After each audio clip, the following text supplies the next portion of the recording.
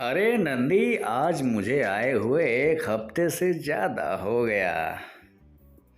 मैंने सुना आपको इस एरिया के बारे में बहुत जानकारी है, क्योंकि मेरे पापा गए तो बता रहे थे कि अगर कहीं तुम्हें घूमना होगा तो नंदी गाय से मदद मांगना। नंदी गाय को हर एरिया के बारे में जानकारी अच्छी तरह से है, चाहे खेत हो, खलिहान हो, मकान हो, दुकान हो। मैंने सारी जिम्मेदारी नंदी गाय को दे दी है। किसी को कुछ लेना देना होता है तो नंदी गाय ही सारा मालिकाना का कार्य करती है। तो आपको तो फर्ज बनता है ना मुझे घुमाने का। भाई गांव में नया हूँ, शहर से जो आया हूँ, मुझे कुछ पता नहीं है, तो आपका फर्ज तो बनता है ना। अरे राजा बेटा, क्यों नहीं, आपको ले जाऊंगी गांव घुमाने। इतने दिनों बाद जो आए हो गांव, तो मेरा फर्ज क्या, मेरा हक है आपको घुमाने का।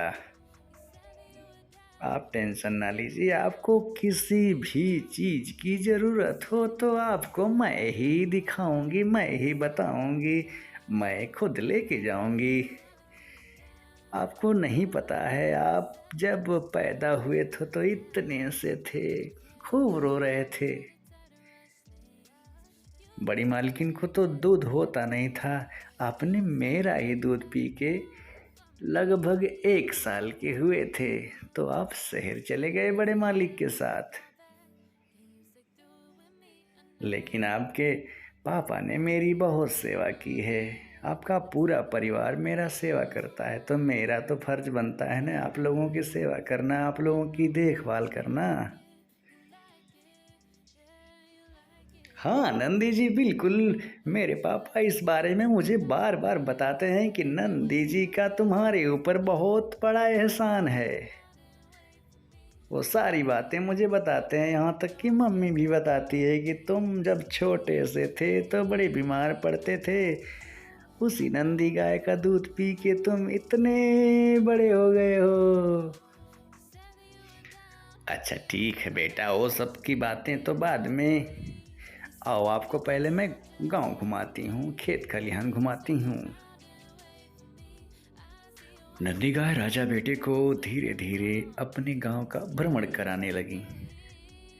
कभी खेत के रास्ते, तो कभी मकान के रास्ते, तो कभी जंगल के रास्ते, तो कभी खाली रास्ते में अपने छोटे मालिक को घुमा रही हैं और एक एक चीज़ों के बारे में बता रही हैं। ये देखिए, ये जो सारा खेत है ना, ये आपका ही है।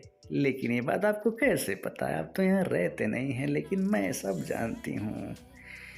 ये सारा इलाका बड़े मालिक का बनाया हुआ है। बड़े मालिक गांव में बहुत ही जाने माने जाते हैं, लोगों की मदद भी करते हैं, गरीब लोगों की दवाई का खर्चा भी निकाल कर देते हैं। इसलिए गांव वाले बड़े मालिक से बहुत खुश रहते हैं। ध्यान रखना बेटा, तुम भी अपने पापा के जैसा जरूर बनना। आइए, आपको दूसरी जगह घुमाने लेके चलती हूँ।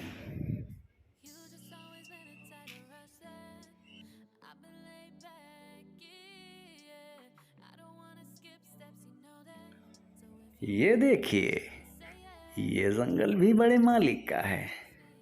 पहले बहुत घना हुआ करता था, लेकिन गांव वालों की आवश्यकता के अनुसार ये कम होता गया। जैसे जैसे लोगों ने अपने घर बनाए, मकान बनाए, तो लकड़ियों की ज़रूरतें पड़ी, तो बड़े मालिक ने आदेश दिया, जिससे गरीबों की मदद हो गई और उनका काम भी हो गया। इसलिए जंगल कुछ कम भी हो गए हैं, पेड़ पौधे कम हो गए, बड़े बड़े पेड़ कट गए। आइए, आपको दूसरी जगह लेके चलता हूँ।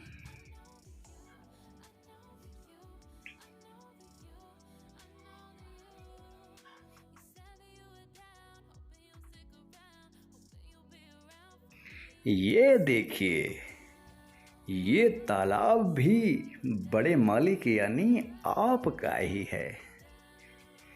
इसमें गांव के सभी लोग स्नान करने सुबह सुबह आ जाते हैं और लगभग दोपहर तक यहाँ खूब आनंद करते हैं। उसके बाद फिर घर जाते हैं। यहाँ की हवाएं बहुत ठंडी हैं। इस तालाब का जल भी बहुत मीठा है। मैं तो जब भी इधर आती हूँ घूमने के लिए तो इसी तालाब का मीठा पानी पीती हूँ और अपने आत्मा को तृप्त करती हूँ। और क्या क्या खासियत है इस तालाब के बारे में? सुना हो इस तालाब के पूर्व दिशा में एक मंदिर भी है क्या शिव जी का?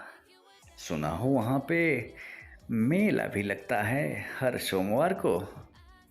बहुत दूर दूर से लोग आते भी हैं क्या वहाँ पे? मैं तो सुना था लेकिन कभी देखा नहीं। पापा ने मुझे मोबाइल में दिखाया था। हाँ बेटा, ये तो यहाँ की बहुत बड़ी विशेषता है। हर सोमवार को दूर दूर से लोग अपनी मनोकामनाएं लेके यहाँ आते हैं और यहाँ से हंसते हुए जाते हैं। कल सोमवार है, आप कहीं मत जाइएगा। आपको यहाँ रहना बहुत ज़रूरी है। देखिए लोगों का कैसी श्रद्धा है, कैसा प्यार है। बिल्कुल बिल्कुल, ऐसी बात है तो मैं कल कहीं नहीं जाऊँगा। सुबह यहीं तालाब में आकर स्नान करूँगा और आपके साथ ही आऊँगा। ध्यान रहे, आप मुझे साथ में लेके आएंगी ना? हाँ बेटा, बिल्कुल बिल्कुल। चलो अब चलते हैं, काफ़ी देर हो चुकी है, हमें घर चलना चाहिए। कल हम लोग सुबह सुबह यहाँ आ जाएंगे।